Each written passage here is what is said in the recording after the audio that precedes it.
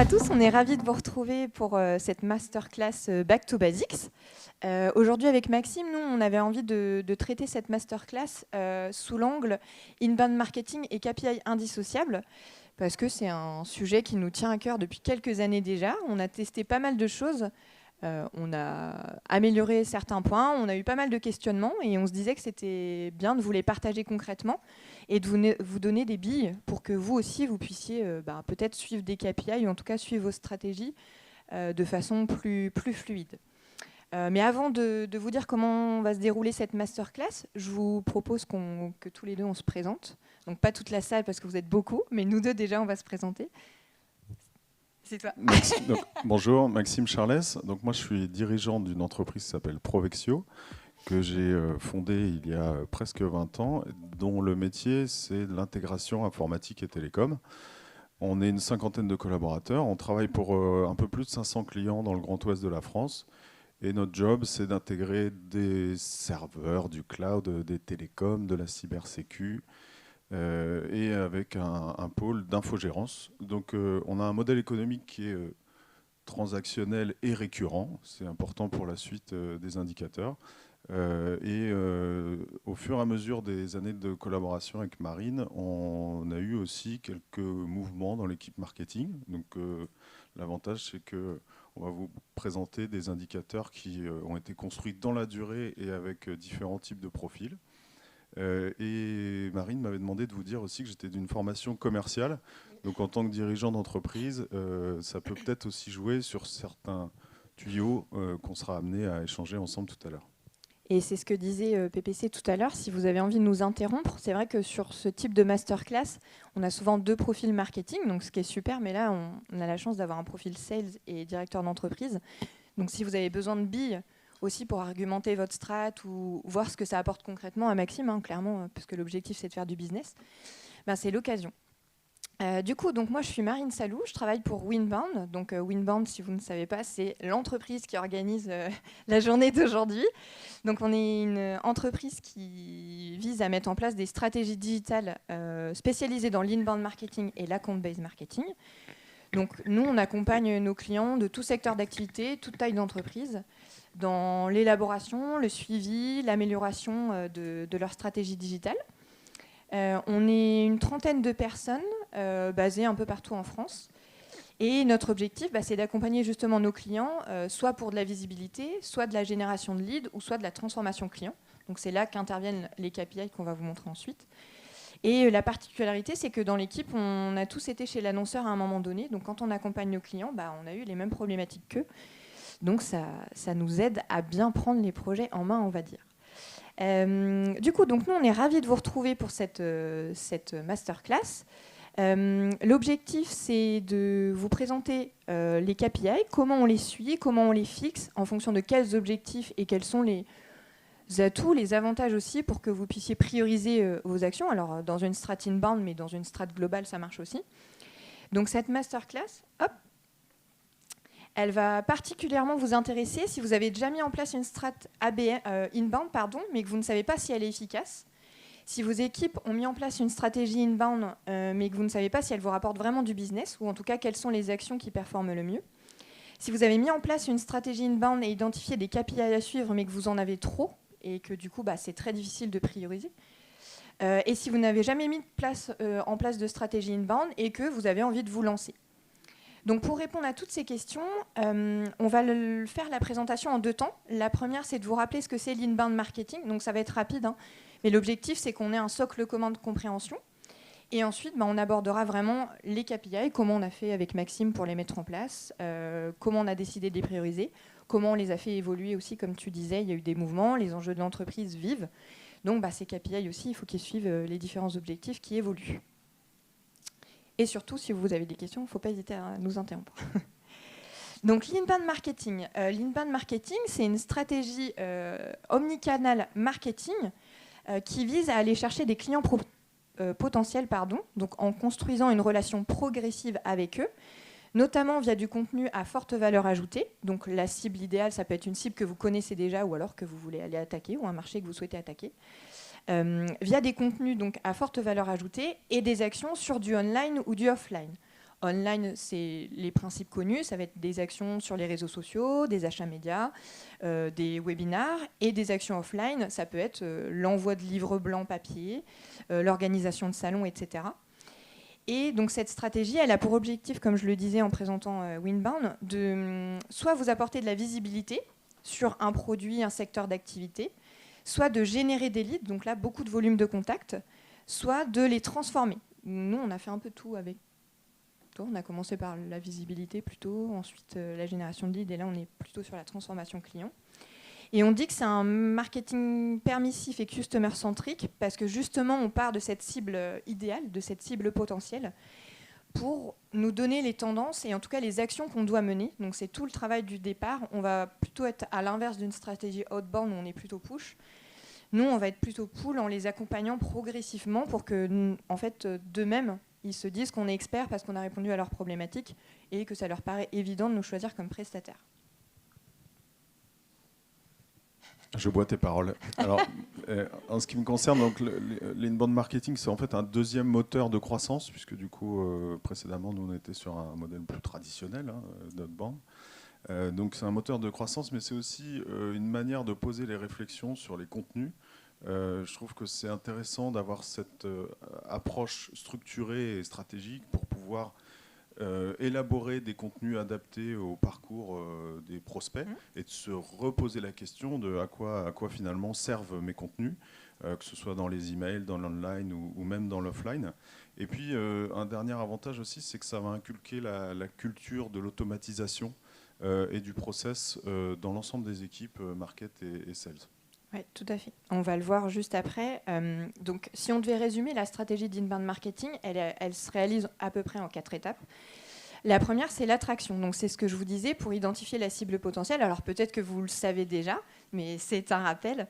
On va commencer par les personas. Les personas, c'est la cible qu'on a envie d'aller chercher. Et pour ce faire, on va interroger déjà les équipes internes, que ce soit les sales, l'équipe marketing, ça peut même être des fois la compta, la facture, tous les gens qui peuvent interagir avec vos cibles parce qu'ils ont des questionnements à vous remonter. Donc ça va vous donner le tempo ensuite pour la rédaction de contenu. Et puis ensuite, on va aller interroger des personnes, soit que nos clients connaissent, soit qu'ils ne connaissent pas, de façon à savoir quelles sont leurs interrogations, leurs problématiques, et quand ils veulent y répondre, comment est-ce qu'ils font, sur quels canaux ils vont, quel contenu ou quel format ils ont envie de voir justement pour trouver de l'information. Donc ça peut être plein de choses, de la vidéo, du podcast, des articles, des livres blancs.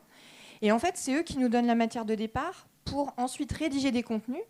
Et plutôt que de s'éparpiller et de faire plein de contenus sur plein de canaux différents, comme on a fait cette analyse persona, on sait où est-ce qu'on doit aller et déjà là, on peut prioriser. Donc on va aller forcément là où ils vont chercher de l'information.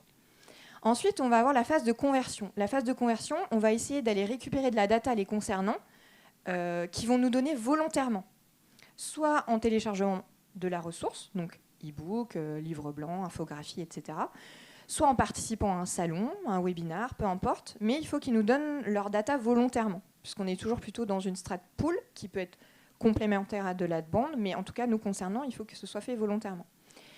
Ensuite, on va essayer d'aller dans la phase de conclusion. Et pour aller dans la phase de conclusion, donc on se rapproche du business, on va les accompagner tout au long de leur parcours d'achat, de leur processus de réflexion. Donc il y a 3 phases, ça aussi c'est du rappel, mais donc il y a 3 phases. La prise de conscience, c'est j'ai un problème, mais j'ai du mal à mettre des mots dessus. Donc là, on va plutôt être sur des contenus très pédagogiques pour les acculturer à mettre des mots sur leurs problèmes. Ensuite, la phase de considération, c'est j'ai bien identifié mon problème, maintenant je cherche des solutions. Et là, on va être sur des contenus plutôt didactiques avec des démos, par exemple, des motion design, des choses comme ça qui vont permettre d'essayer de leur faire mettre en exergue des solutions. Et ensuite, la phase de décision, où là, ils choisissent un prestataire. Donc, c'est ce que je disais au démarrage. Si on les a bien accompagnés dans toutes ces étapes-là avec du contenu, nous, on va s'appuyer sur des plateformes de marketing automation que vous connaissez peut-être, donc HubSpot, Webmecanic, Pledzi, Pardot, etc. Et donc, on va faire des scénarios automatisés en fonction de leur phase, de la phase dans laquelle ils se trouvent, pour qu'en fait, ils nous choisissent tout simplement parce qu'ils trouvent qu'on est expert et qu'on a bien répondu à leurs problématiques et à leurs questionnements. Et ensuite, la dernière phase, qui est quand même la plus importante, c'est la transformation client. La transformation client, c'est le moment où on va embarquer les sales. Donc normalement, on les a déjà un peu embarqués au démarrage dans le recueil des problématiques. Et c'est vraiment, est-ce que les leads que j'ai générés se transforment bien en business? Est-ce que ça me rapporte du chiffre? Est-ce qu'au contraire, ça ne transforme pas et pourquoi? Et dans cette phase-là, pour savoir quand est-ce qu'on va transmettre les leads aux commerciaux, on va mettre en place ce qu'on appelle du scoring. On va donner des notes tout simplement à nos leads en fonction de leur engagement, soit avec des critères déclaratifs. Par exemple, un email va avoir une note un peu inférieure à un numéro de téléphone parce que quand on donne son numéro de téléphone, c'est quand même plus engageant qu'un email.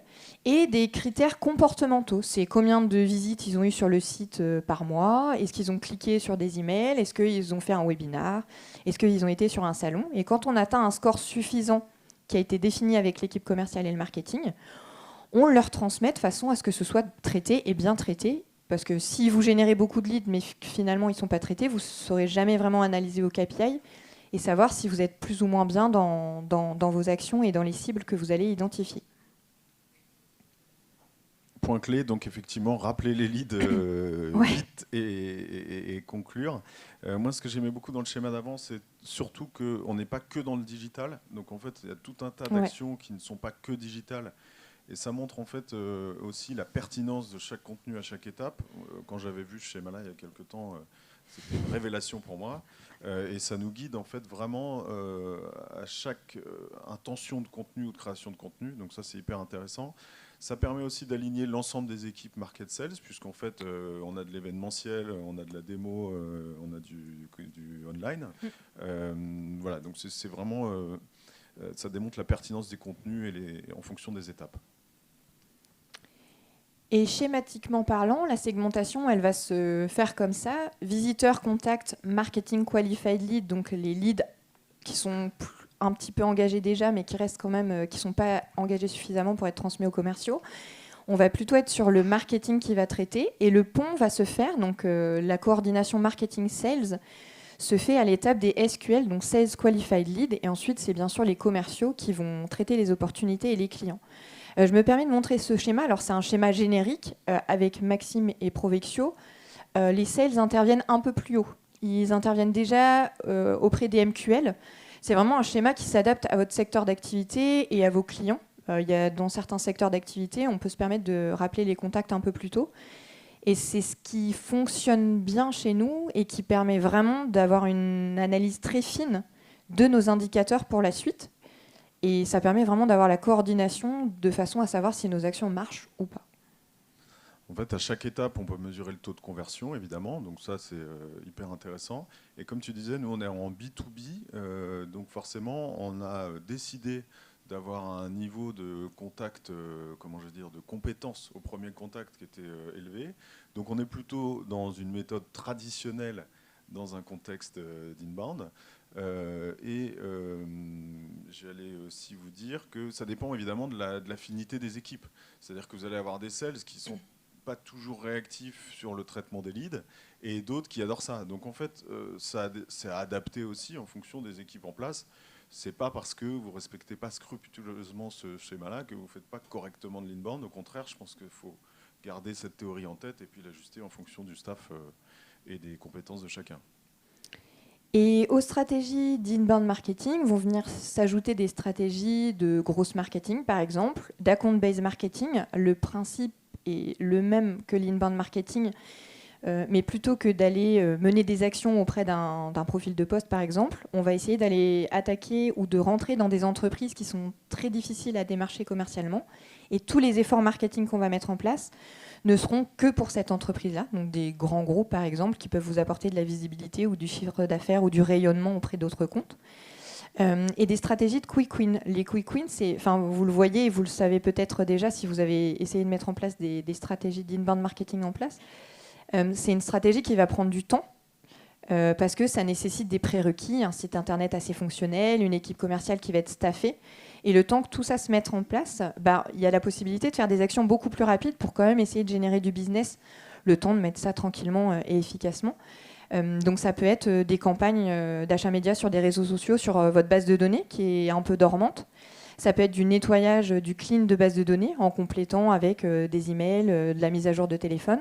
Ça peut être des audits de points de conversion de votre site internet pour voir si c'est assez fonctionnel. Ça peut être toutes ces choses-là qui vous permettent quand même d'essayer de récolter du contact ou d'apporter de la visibilité le temps que tout ça se mette correctement en place. Donc on en a fini sur l'inbound marketing. Est-ce que vous avez des questions ou vous préférez peut-être les poser à la fin? Pas de questions, c'était hyper clair. Donc on s'attaque au centre du sujet. Donc quel KPI suivre quand on a mis en place une stratégie d'inbound marketing ou une stratégie, peu importe d'ailleurs, c'est valable pour toutes les stratégies.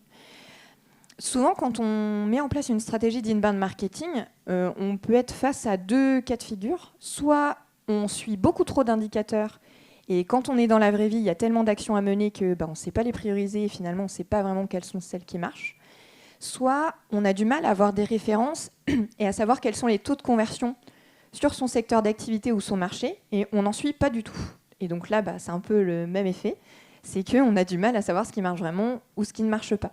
Donc nous, notre objectif dans cette partie-là, c'est de vous livrer ce qu'on a mis en place, comment on l'a testé, comment on l'a amélioré, comment on se challenge encore, pas plus tard qu'hier, sur la transformation business, pour que vous ayez aussi toutes les clés à adapter dans les stratégies, les actions que vous pouvez mettre en place au quotidien.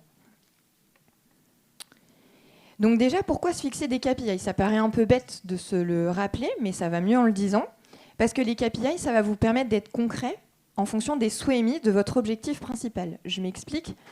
Donc il y a 3 objectifs principaux, on va dire, dans une stratégie d'inbound marketing. Ça va être de la visibilité. Vous voulez être visible auprès de vos clients, ou voire même des fois auprès de vos concurrents ou pour une nouvelle offre. Vous voulez générer du contact, ou alors vous voulez de la transformation client. Et en fait, ça va vous permettre de concrètement transformer cet objectif, qui parfois peut être un peu flou, en KPI à suivre très précisément, ce qui va vous donner aussi la priorisation de l'ensemble de vos actions. Là aussi, je donne un exemple. Si votre objectif, c'est plutôt de la visibilité, notamment qui passe par votre site internet, vous savez que vos prochaines actions seront plutôt orientées sur cette partie-là. Vous n'allez pas, par exemple, aller suivre très précisément la transformation client en allant incentiver vos sales, etc., etc. Vous le faites par étapes. Ensuite, ça vous permet d'être raisonnable dans la mise en œuvre des actions. Là aussi, je reprends mon exemple. Si votre objectif principal, c'est de la visibilité via votre site internet, si votre site internet n'est pas fonctionnel, si l'arborescence est à revoir, si vous avez une charte qui est à remettre en place, faut que vous soyez raisonnable et que vous vous disiez cet indicateur-là, je ne vais pas pouvoir le suivre au moins avant 6 mois, le temps que mon site soit efficient. Donc ça vous donne une notion de temporalité. Par contre, peut-être que vous allez faire des actions très rapides comme un webinar où là, vous vous dites ces indicateurs-là, je vais les suivre dès maintenant. Donc ça vous permet d'avoir cette notion-là aussi. Ça vous permet d'apprendre et de tester. Si vous n'avez pas de KPI précis à suivre, vous n'allez pas savoir vraiment ce qui marche. Vous allez peut-être mettre des efforts sur des actions qui ne marchent pas sur votre secteur d'activité et auprès de vos clients ou de vos clients potentiels. Et ça vous permet de tester avec Maxime. On a testé des choses, ça ne fonctionnait pas sur notre marché, et c'est tant pis, on teste d'autres choses qui là fonctionnent. Et ça nous permet de nous projeter et de prédire le business. Chez Provexio, on sait précisément ce que génèrent les actions d'inbound marketing. Ça veut dire que dans les projections annuelles, on sait quelle est la part qu'on représente et quel budget on peut allouer de façon croissante ou décroissante en fonction des performances sur les différentes actions. Et globalement, ce qu'on peut retenir, c'est que si votre coût d'acquisition client est inférieur au panier moyen que vos clients peuvent générer, c'est que vous êtes plutôt déjà bien dans la plaque, peu importe l'objectif que vous allez vous fixer. Oui, tout à fait. Je dirais que les KPI, en fait, ça permet aussi de convaincre en interne. Ça va vous aider à convaincre votre direction, voire même votre équipe commerciale. Ça permet aussi de doser le plan d'action, dont on a parlé un peu, mais finalement, on a démarré très petit et maintenant, on met un peu plus, mais parce qu'en cours de route, on a su aussi appuyer là où on avait le plus de ROI. Sans forcément dilapider un budget pour démarrer. On a vraiment commencé crescendo. Donc ça permet de doser le plan d'action et de doser le budget, évidemment. Petite précaution toutefois, pour avoir un KPI qui soit correct, pensez bien à votre CRM ou en tout cas à un outil de gestion co assez fourni, parce que pour pouvoir avoir des éléments fiables, c'est mieux d'avoir une bonne base de data. Voilà. Donc le CRM, c'est quand même fondamental aussi dans la fixation des KPI. Et comme tu as dit, alors le CAC, on avait mis CAC inférieur panier moyen, donc là c'était plus haut parce qu'on rentre dans les KPI, donc il fallait qu'on en sorte. Donc coût d'acquisition inférieur panier moyen, ça peut être marge moyenne, ça peut être abonnement 12 mois moyen, ça peut être abonnement multiplié par la durée de vie du contrat. Ça c'est vous après qui dosez en fonction de votre modèle économique. Mais moi j'ai tendance à dire que tant que mon coût d'acquisition est inférieur à ce que me rapporte un client, je considère que je suis dans le plus, donc que je peux continuer. Voilà. Et c'est ce qu'on s'était dit la dernière fois aussi, c'est que sur une campagne, même si vous n'avez qu'un seul lead qui est généré, mais qui transforme et qui prend un bon contrat chez vous ou qui achète beaucoup de produits chez vous, ça veut dire que potentiellement votre campagne a quand même marché, même si ça n'est qu'une seule personne. Donc c'est pour ça que c'est important. Un lead peut sauver la campagne. Voilà, c'est ce que tu as dit. Exactement. Je voulais pas te piquer ta phrase, mais c'était exactement ça. C'était pour la fin, normalement. Ah, j'espère. Tu rediras tout à l'heure. Ouais. Une fois qu'on s'est dit ça, par où on commence? Donc, il y a la règle de 3. Le numéro 1, c'est votre objectif principal, celui qui répond aux enjeux de votre entreprise. C'est sur celui-là que vous devez fixer vos KPI. Vraiment, quand on démarre, on a tendance à se dire alors je vais aller suivre le trafic de mon site et puis je vais aller suivre ma génération de leads et ma transformation client. Et en fait, c'est tellement d'actions en même temps que globalement, quand vous allez devoir savoir ce que vous devez améliorer, finalement, c'est beaucoup trop de choses. Donc, il vaut mieux se concentrer sur votre objectif principal et se fixer vraiment 4-5 KPI que vous allez suivre très précisément, que vous allez modifier, agrémenter et faire évoluer si jamais il y a besoin. Mais c'est vraiment l'objectif principal qui fixe les KPI et ensuite on va vous les détailler en fonction de ce que vous voulez prioriser. Ensuite, il y a cette notion de temps. Le temps dans 2 objectifs. Le temps parce que ça vous donne un tempo de suivi. Par exemple, il y a des indicateurs qu'on va suivre au mois le mois. Mais si on est sur de la transformation client, il se peut que vous ayez envie d'incentiver vos sales et de le suivre à la semaine. Donc ça vous donne un échéancier, un cadencier. Et le temps, parce que, je reprends mon exemple de site internet, si vous voulez de la visibilité et que votre site internet, par exemple, n'est pas efficient, l'arborescence n'est pas efficiente non plus, ça va prendre plus de temps à suivre ce KPI-là. Donc ça vous donne un petit peu le tempo des KPI qui seront à suivre immédiatement et ceux qui seront à suivre sur du long terme. Et ensuite, la ressource, les ressources, elles peuvent être de 3 ordres. Ça peut être de l'humain, du matériel ou alors des outils. Pareil, là, il faut bien que vous l'ayez en tête. Si votre objectif principal, c'est de la génération de leads, par exemple, ou de la transformation client, il faut bien que vous ayez déroulé tout le plan d'action auprès de vos équipes commerciales. Sinon, forcément, ça ne marchera pas. Idem, il faut bien que vous ayez un CRM ou au moins un outil qui vous permette de suivre votre base de données, de l'alimenter, etc., etc. Et si vous partez déjà sur si vous avez bien ces 3 objectifs, ces trois éléments en tête, ensuite, c'est juste de la priorisation et des indicateurs à suivre. Et ça se fera beaucoup plus facilement que si vous décidez de partir un petit peu, d'être trop en avance sur ce que vous voulez faire. Donc là, on rentre dans le vif du sujet. Si votre objectif principal, c'est d'attirer. Attirer, ça veut dire quoi? C'est je veux être visible sur ma communauté des réseaux sociaux, je veux être visible chez mes concurrents, je veux être visible chez mes clients, je veux être visible sur un nouveau secteur d'activité. Vous, ce que vous allez vouloir savoir, c'est est-ce que ma communauté est active? Est-ce que j'ai du partage de posts? Est-ce que j'ai des commentaires sur mes réseaux sociaux? Est-ce que j'ai un nombre de trafic, un nombre de visites suffisant sur mon site internet? Est-ce que mes clients ou mes prospects interagissent avec moi? Ça, c'est toutes les questions que vous allez vous poser.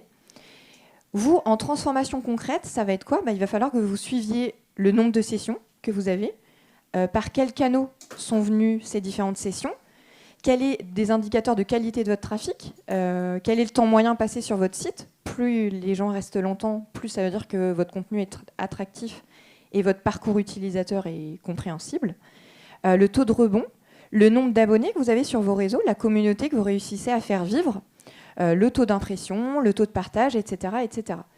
Si votre objectif, c'est l'attraction, et en général, c'est plutôt par là qu'on commence une stratégie d'inbound marketing, parce que dans un funnel, c'est plutôt le haut. C'est ce qui va forcément venir alimenter. Plus on aura du monde en haut, plus en bas pour la transformation client, on risque d'avoir des indicateurs qui sont intéressants.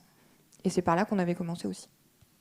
Tout à fait. En 2017, quand on a démarré cette stratégie inbound, en fait, on s'est vraiment attaché à générer du trafic et donc à faire du volume, du flux. Donc là, c'était le nombre de sessions qui comptait. On avait quelques dizaines de milliers de sessions par mois et on mesurait en fait notre succès au nombre de visites.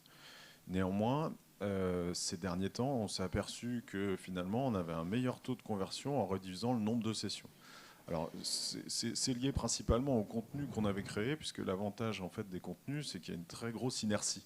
Quand vous créez des contenus pédagogiques de qualité, avant qu'ils ne servent plus à rien sur Internet, il peut se passer quand même quelques années. Donc on est passé sur des contenus un peu plus héroïstes, assez comment je vais dire, plus chauds, donc moins de longue traîne. Et donc du coup on a réduit notre nombre de sessions, mais c'était pas grave puisque aujourd'hui on se focalise beaucoup plus sur le taux de conversion et le nombre finalement de formulaires. Cette stratégie-là, en termes d'attraction, elle plaît aussi tout autant aux sales qu'au marketing, puisque du coup, on va avoir plus de facilité à être reconnu lors des entretiens commerciaux. Donc je pense que c'est assez intéressant. Nous, on a toujours nos campagnes email et call traditionnelles. Hein, attention, on n'est pas que sur ce modèle. Mais voilà, on fait notre focus. Et alors du coup, on a fait aussi une comparaison entre nos modèles traditionnels et nos modèles inbound, hein, puisque du coup c'était ça l'idée, c'était de partir de ce qu'on connaissait et de regarder les indicateurs de l'ancien monde et du nouveau. Voilà. Donc comme disait Maxime, nous on est plutôt sur ces phases-là, en tout cas chez Provexio, on est plutôt sur les phases de conversion. Donc les conversions, ce que vous voulez savoir, c'est assez simple, hein. C'est combien de leads vous arrivez à générer, que ce soit sur vos actions online ou offline d'ailleurs, hein, sur les salons, etc., pour rentabiliser les salons ou vos achats médias si vous en avez. Donc vous, les questions que vous allez vous poser, c'est combien de leads j'arrive à générer tous les mois, combien sont engagés, combien sont pas du tout engagés, combien correspondent à ma cible, quels sont les canaux qui me génèrent le plus de leads, mais aussi qui transforment le plus. Donc, c'est ce que je vous ai montré dans le schéma du démarrage. Dans la segmentation, il y avait donc les leads, les MQL et les SQL. Si vous avez beaucoup de leads, mais qu'ils n'avancent pas dans les MQL, ça veut dire que déjà au démarrage, la cible n'est peut-être pas bien identifiée. Et donc vous, concrètement, ce que vous allez vouloir mesurer en termes d'indicateurs, c'est le taux de session à contact, le pourcentage de contacts par canal, le nombre de leads MQL, SQL, le taux de clic et le taux de soumission de formulaire, le taux de participation à un salon, le taux entre les inscrits et ceux qui participent vraiment, par exemple, à un webinar ou qui se déplacent, etc.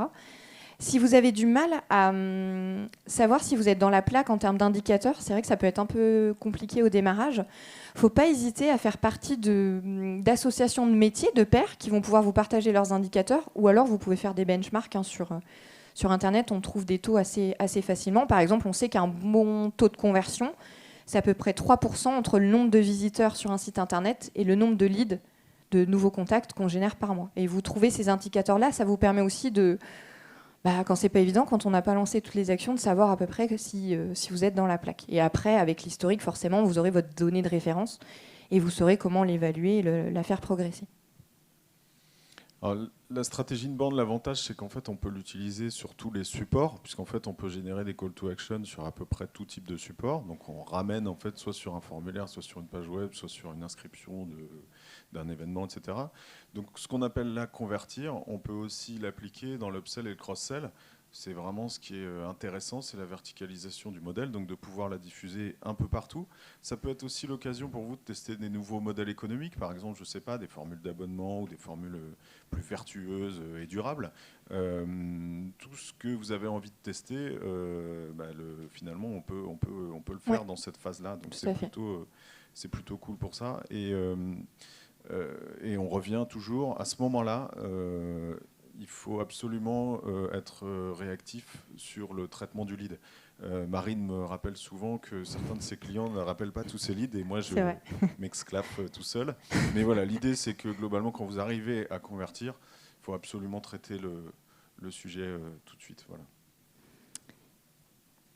Et donc le dernier objectif, c'est la transformation. La transformation, c'est quand vous avez mesuré le nombre de leads que vous avez, c'est lesquels se transforment vraiment en clients. Qu'est-ce qui vous génère vraiment du business? Quelles sont les actions qui sont rentables, tout simplement, hein. Enfin, c'est ni plus ni moins que ça.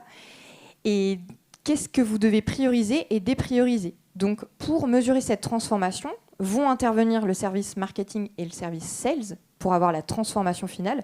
Et je me permets de le dire parce que c'est un des enjeux quasiment numéro 1 que j'ai chez mes clients. Souvent, j'ai pas mal de leads qui sont générés et ils ne sont pas traités, soit par manque de bande passante, soit parce que les équipes commerciales tournent beaucoup. Et du coup, on n'a pas cette transformation finale. Donc on peut se dire, je ne sais pas, j'ai mené cette action, ça m'a rapporté 150 leads, mais en fait, si ça ne se transforme pas en client, c'était pas si rentable que ça. En termes de visibilité, c'est super, hein, si c'était de la visibilité qu'on voulait faire. Mais si c'est vraiment du business, du chiffre, et c'est l'objectif de notre strat, il nous manque un petit peu la partie finale. Donc vous, si vous voulez mesurer cette transformation, ça va être le taux de transfo de lead en client, le coût par lead, le coût d'acquisition client, mis bout à bout, tous ces coûts-là, combien votre lead vous a coûté. Le Customer Lifetime Value, c'est à partir du moment où il s'est transformé en client, combien de temps il reste et est-ce qu'il fait des contrats d'upsell. Quel est le chiffre global qu'il va générer ou la marge tout au long de sa vie client. Et le retour sur investissement, c'est est-ce que nos actions étaient rentables ou pas. Et toute cette stratégie, on l'a revue hier, elle s'applique sur des nouveaux leads, mais elle peut aussi s'appliquer sur des clients que vous avez pour lesquels vous voudriez faire de l'upsell, ou des clients qui s'en vont, mais je te laisse compléter. Churner, ouais. Alors, le CLV, juste pour préciser, ouais. C'est un peu subtil, mais si vous avez plein de trésorerie, vous êtes riche, c'est super pratique. Parce que globalement, vous multipliez la durée de vie de votre client. Donc en gros, en moyenne, mes clients restent chez moi 8 ans, multiplié par ce qu'ils me rapportent tous les mois, égale un gros paquet d'argent. Et donc, vous allez voir votre dirigeant et vous lui dites, voilà, mon coût d'acquisition c'est tant et ça va te rapporter tant. C'est hyper facile à démontrer. Normalement, les métriques ne sont pas trop compliquées à récupérer, même si le CRM n'est pas terrible. Et ça démontre finalement la valeur que ramène un client et le coût. Voilà. Donc j'aime bien ce métrique, même si il faut quand même avoir pas mal de cash pour s'en acheter d'avance. Néanmoins, on l'a dit tout à l'heure, un seul client peut sauver la campagne, donc à ce niveau-là aussi. Et nous, on mise sur des ROI qui sont, allez, je vais vous donner un chiffre, mais en gros, entre 5 et 10 fois. Ça veut dire que quand on met 1, on attend 5, c'est le minimum sur une campagne de type inbound. Il y a un autre élément aussi au niveau de la transfo qu'on regarde, c'est le taux de signature, puisque du coup, là, vous êtes déjà dans un schéma où vous avez récupéré un lead chaud, où il y a eu un devis. Vous connaissez votre nombre de devis, nombre de commandes normalement dans l'ancien monde, et donc du coup, ici, vous pouvez aller mesurer. Donc, on s'est aperçu, c'est que les leads qui rentraient sur un schéma online avaient un taux de conversion supérieur au schéma traditionnel. Et donc du coup, c'est aussi intéressant de le savoir pour pouvoir projeter son prévis business et l'investissement qu'on met dans nos campagnes. Et une fois qu'on est arrivé à cet indicateur-là, en général, quand on réussit à générer pas mal de business, on peut se permettre de recommencer un petit peu et de tester de nouvelles actions sur lesquelles on veut s'offrir de la visibilité, un nouveau marché, un nouveau secteur, etc. Et mettre plus d'argent. Ouais, c'est ça. C'est un peu ça. Normalement, c'est vertueux, oui. Si vous arrivez au bout. Donc on voulait finir sur nos conseils, donc c'est toi qui commences.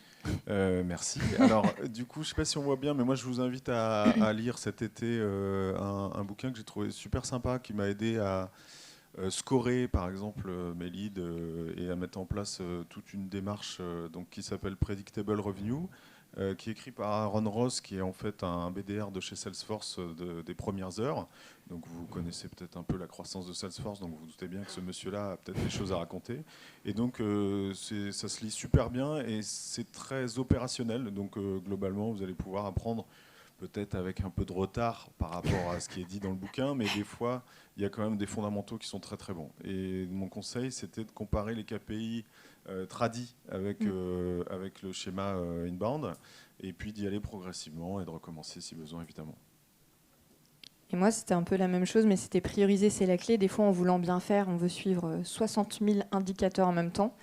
Et en fait, on suit tout et rien, parce que si on veut vraiment aller jusqu'au bout de la démarche et savoir précisément ce qui nous rapporte, comment l'améliorer, laisser tomber, déprioriser, reprioriser, etc., on ne peut pas le faire sur autant d'indicateurs, surtout que la plupart du temps, c'est votre job, mais vous avez en plus d'autres missions à faire, et du coup, ça prend énormément de temps. Donc, il vaut mieux se fixer 3 KPI et les suivre jusqu'au bout, que d'en suivre beaucoup, mais beaucoup moins bien. Donc, c'est ça, prioriser, c'est la clé. Est-ce que vous avez des questions ? Oui. Oui, il n'y a que vous. Ah non ? Ah oui. Bonjour, merci beaucoup, c'était très intéressant. Alors moi, ma question porte sur Sur l'attribution au marketing, nous aujourd'hui on est dans un business, enfin moi dans mon entreprise où on collabore beaucoup avec les sales, on est dans le sales marketing vraiment presque jusqu'au niveau opportunité, avec du coup des leads qui sont sourcés par le marketing et des leads qui sont influencés par le marketing. Donc on traque le marketing generated revenue ou le marketing influenced revenue, mais bon, c'est toujours très compliqué de définir quelle est la part du marketing dans un deal, parce que c'est... Est-ce qu'on pondère par rapport au nombre d'actions marketing ou est-ce que par rapport aussi en prenant en compte l'ancienneté la date de génération du lead comment est-ce que vous faites, vous, ça? On a eu ce sujet-là hier, très précisément. On a le même sujet avec un business model récurrent, puisqu'en fait, est-ce que j'affecte le repeat business et la récurrence à mon marketing et donc à mon rendement d'acquisition, ou est-ce que j'affecte à la qualité de mes équipes et aux commerciaux et aux techniciens qui font le boulot? Je donne la réponse. Ce que moi j'envisage de faire, c'est plutôt de mesurer par cohorte. Et donc de dire, voilà, l'année 2023, on a investi tant, et aujourd'hui, on a une couche comme ça qui vient s'appliquer en disant, 2023, la cohorte 23 nous rapporte tant. Mais ça ne répond pas forcément à votre question. Du coup, c'est assez général. C'est général. C'est pas au cas, par deal, par opportunité, par... Non, du coup, on a décidé d'avoir cette distinction quand même, d'avoir cette notion d'historique, parce que c'est quand même le CLV, c'est-à-dire si on a un lead, même si on l'a généré par nos actions il y a 3 ans, mais qui rapporte du business encore maintenant, avec des gros contrats, c'est quand même notre contribution au chiffre d'affaires et à la marge. Alors, souvent, les commerciaux ne sont pas trop d'accord, et ils voudraient bien le sortir de nos chiffres, ce qui est normal, hein. On fait assez simple au final. Enfin, quand on a bien embarqué les équipes sales, c'est-à-dire que si la source d'origine, c'est une source hors du offline, on a notre contribution. Donc après, on peut la pondérer si vraiment, et aller au cas par cas, si vraiment on sait qu'il y a une action sales derrière qui a été hyper importante, etc., on peut essayer de le pondérer, de le scorer. Mais globalement, on fait assez simple. Si la source d'origine, elle vient d'un canal online ou d'un salon qu'on a organisé, on attribue ce chiffre d'affaires-là à nos actions à nous. Et moi, j'ajouterais que finalement, ce qui compte, c'est le lead. Si vous avez la bonne cible, le persona, on va dire qu'un lead égale un lead. Là, peut-être que vous êtes dans une chamaillerie de chiffre d'affaires. Et donc, du coup, voilà, c'est ce qui amène à ce genre de questions. Tant mieux. Merci. Juste une deuxième question très rapidement, parce que vous avez abordé le sujet 3-4 fois, et à chaque fois, j'attendais une réponse. C'est du coup, comment est-ce que vous faites par rapport à la gestion des leads par les sales? Parce que les sales, effectivement, il y en a qui adorent ça, il y en a qui n'aiment pas ça. Nous, moi, je sais que les KPI qu'on suit beaucoup, c'est les SQL. Donc, à partir du moment où c'est MQL, on suit aussi la conversion en SQL. Comment est-ce que vous faites? Comment est-ce que vous gérez ça avec vos équipes commerciales? Comment est-ce que vous pas vous les forcez, mais comment vous les incitez en fait à... Vous faites en sorte que les MQL soient traités, en gros. Il est top. Ça dépend vraiment du volume, ce que je vais vous dire. Nous, on est sur du B2B, je ne connais pas votre domaine. Moi aussi. Ok. Nous, c'est le chef des ventes qui rappelle, en fait. Parce que c'est lui qui va après affecter le lead au bon sales en fonction du secteur, de l'affinité de la personne et du projet. Donc après, la répartition de lead, elle n'est pas aléatoire. C'est le chef des ventes qui fait l'aiguillage, mais aussi le premier contact. Comme ça, on a un niveau de qualité et de qualification qui est élevé et qui amène à plus de vertu, je pense, après, dans la relation avec le prospect. Et souvent, donc sans parler du cas de Provexio, mais souvent chez nos clients, on fait des ateliers d'acculturation marketing sales dans lequel on se fixe des règles et un espèce de contrat d'engagement qui est signé des deux parties, en fait, tout simplement. Et si on n'a pas la chance d'avoir un chef des ventes, parce que Régis, il est quand même super bien pour le faire, si on n'a pas la chance d'avoir un chef des ventes qui a la bande passante ou qui le fait, on réussit à segmenter la base en fonction de l'appétence sur le produit ou sur l'offre, et on va le réattribuer à des commerciaux qui vont être un peu plus push. En fait, c'est un peu toujours pareil. Si on a toujours des personnes qui sont plus dynamiques dans une équipe, et en fait, s'ils voient que ça marche, les autres, en général, ils se disent bon, c'est quand même, c'est pas du démarchage intensif qu'on est obligé de faire.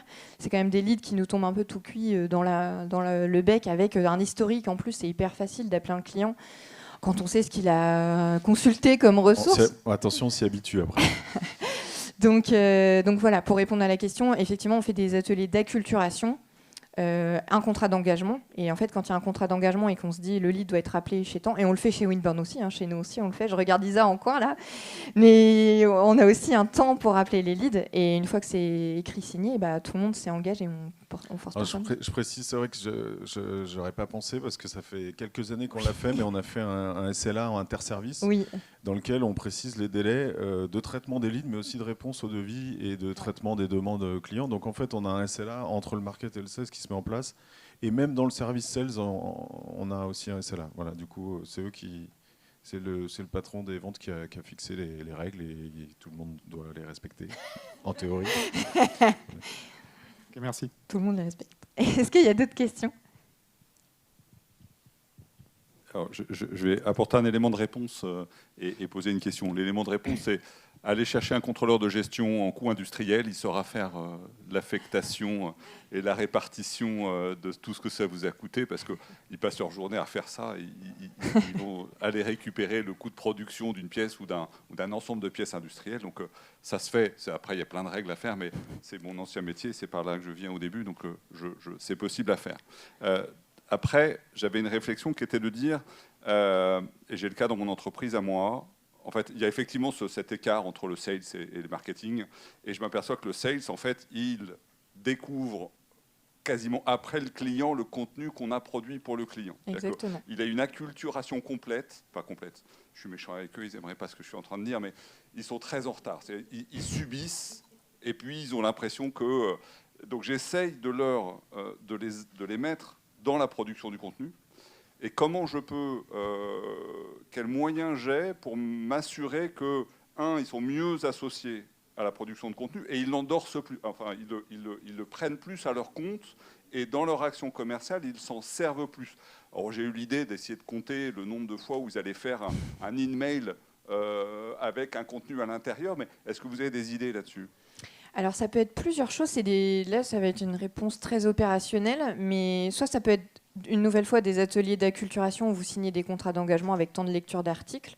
Ça peut être aussi leur faire relire ou contrôler des articles qui sont finalisés. Comme ça, vous les embarquez, vous faites tourner l'équipe. Nous, ça nous arrive de relire des contenus qu'on écrit pour Winburn, par exemple. Donc là, c'est au moins les embarquer. Ou sinon, ça arrive qu'on fasse avec nos clients des comités éditos dans lesquels on a des sales qui interagissent avec le marketing. Et ça ne dure pas très longtemps. Ça peut être en amont de réunions commerciales ou de réunions marketing. Et en fait, ils doivent transmettre l'information ensuite aux autres commerciaux. Et c'est un peu la même réponse que j'ai fait à monsieur. C'est vous avez forcément des gens qui sont plus ambassadeurs que d'autres.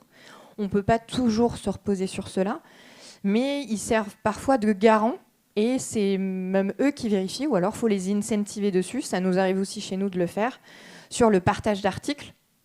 Ça peut être un chèque cadeau. Ça peut être des choses comme ça. Et on peut aller jusqu'à ces moyens-là. Ça peut être de plusieurs ordres.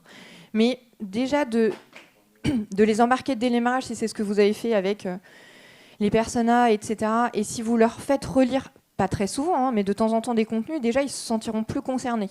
Et il faut quand même pas sous-estimer les points d'étape avec eux. Et ça, on le fait très souvent avec nos clients. Ça peut être pas longtemps, mais juste qu'ils se sentent bien considérés, pris en main, parce que c'est vraiment notre enjeu. Enfin, je pense que vous l'avez aussi chez vous, mais... ce pont marketing sales, c'est vraiment l'enjeu. Donc ça peut être soit très opérationnel, comme je vous ai dit, relecture d'articles, de l'incentive sur des articles, ou alors les faire participer à des comités éditos. Moi, j'ai une vision un peu plus macro de ce que vous demandez. Alors, du coup, on essaye, nous, de le faire d'une autre manière, c'est qu'on crée des ateliers, des workshops. Et donc, du coup, on réunit toute la boîte sur des thématiques. Donc en fait, finalement, il y a des gens il y a des gens qui vont découvrir le métier, parce que ça peut être des comptables ou des RH ou ce qu'on veut. Et puis il y en a d'autres qui vont entendre ce qui a été dit et qui vont soit les rédiger, soit les utiliser en clientèle, soit voilà. Donc en fait, j'ai une diffusion plus large et à plus haut niveau de l'ensemble de la densité du contenu, qui fait qu'à la fin, la déclinaison rédactionnelle, personne n'est surpris de la voir, voilà, de la découvrir.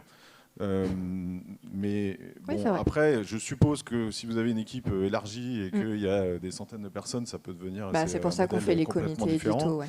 Voilà. Mais en tout cas, à notre niveau, on est une cinquantaine et ça se fait bien. Et pour ceux qui sont à distance, on le fait en streaming, en vidéo, enfin, on diffuse le même contenu. Voilà. on se fait gronder. On doit sortir de la salle. Si vous avez d'autres questions, on est à votre disposition en tout cas. Merci à vous.